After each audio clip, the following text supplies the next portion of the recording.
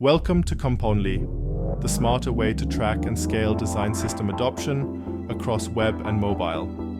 Whether you're dealing with legacy components, drifting tokens, or squads doing their own thing, Componly brings it all into focus. Start by scanning your projects in React, Swift, Kotlin, or Figma. We instantly show what's used, what's ignored, and what's breaking consistency. Every component gets tracked. See real usage across teams and time. Find out what's overused, underused, or needs to go. We also check your accessibility. Missing ARIA, broken contrast, or WCIG fails? It's all flagged, so your system ships ready for everyone.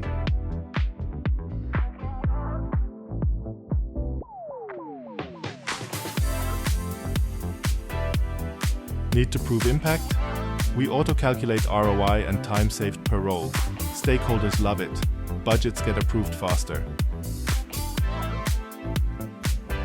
And with Componly AI, just ask questions. What's our most reused component? Which squad still hardcodes tokens? You get answers instantly.